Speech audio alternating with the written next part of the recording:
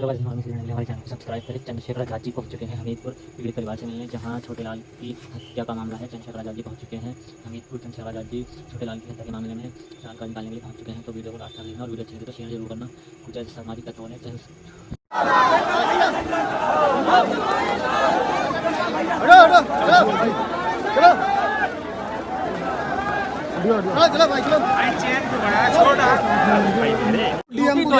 आप माहौल खराब कर सकते हैं।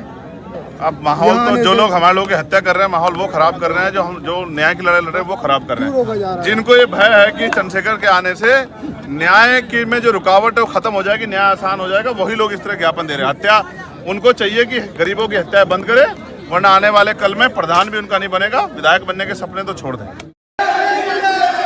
पहुंचे क्योंकि उनके आने की वजह से माहौल खराब हो जाएगा। चंद्रशेखर आजाद उस घटनाक्रम में आए हैं जिस घटनाक्रम में छोटे लाल को लाठी डंडों से पीट कर उनकी हत्या कर दी गई थी, और आज चंद्रशेखर आजाद हमीरपुर पहुंचे। ये देखिए, और ये फिलहाल देख रहे होगा कि किस तरीके से चंद्रशेखर आजाद उस परिवार के समर्थन में क्या कुछ फैसला लेते हैं। ये देखिए किस तरीके से बड़ा सुरक्षा बल है और चंद्रशेखर आजाद बड़े दलबल के साथ यहाँ पहुंच रहे हैं, और जिसकी सीधी तस्वीरें मैं आपको दिखा रहा हूँ। नहीं कह सकता, आपकी तरफ कोई आंख नहीं उठा सकता, आप बिल्कुल मत सोचो।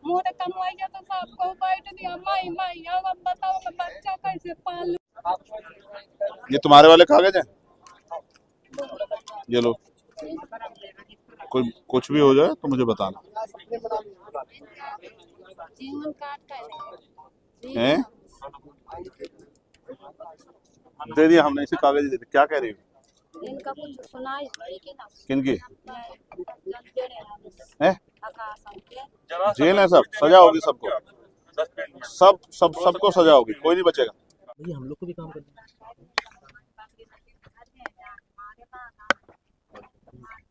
ठीक है, खुश रहो, ठीक है।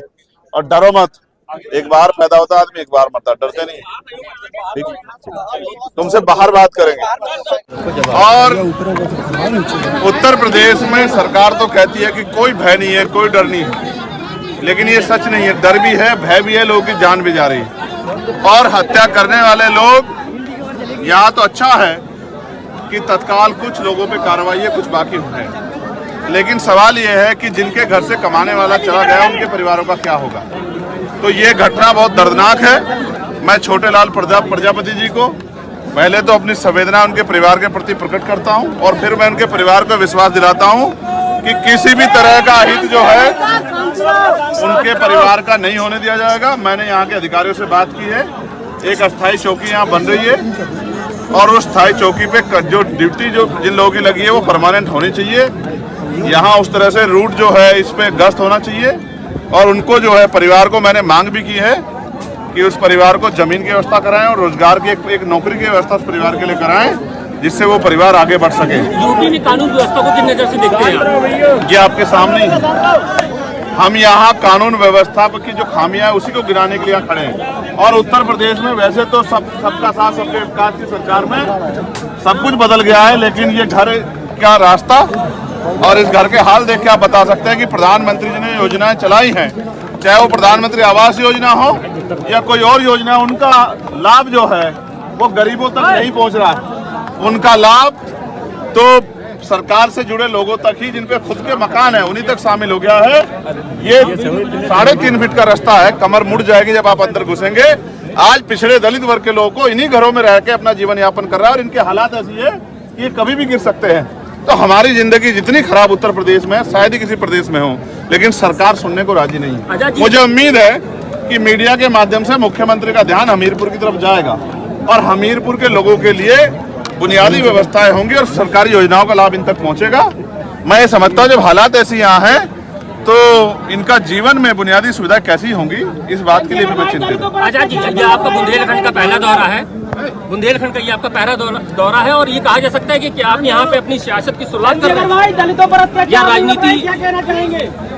मैं आपसे ये स्पष्ट कहूँगा, कई बार जो है संघर्ष शुरुआती दौर में दिखता नहीं। मेरी जड़ें भीम आर्मी आजाद समाज पार्टी की जड़ें इस बुंदेलखंड में भी उतनी गहरी हैं जितनी पश्चिम में, और आने वाले कल में मैं इसका उदाहरण वोट की चोट से दूंगा। लेकिन आज मैं आपके माध्यम से कहना चाहता हूं कि सरकार सचेत रहे।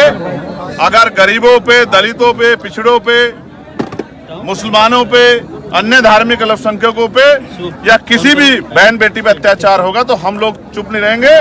हम लोग संघर्ष करेंगे और सरकार से उनके अधिकार उन तक पहुंचाने के लिए हमारा संघर्ष जारी रहेगा जब तक उन गरीबों को न्याय नहीं मिलता। हमीरपुर डीएम को ज्ञापन दिया कि आप माहौल खराब कर सकते हैं।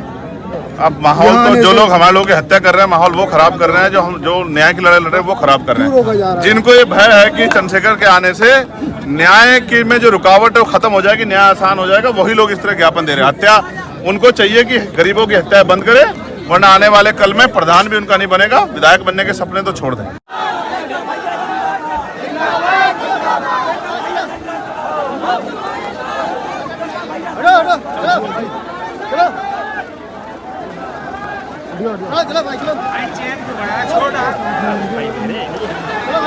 पीछे हो चलो बेटे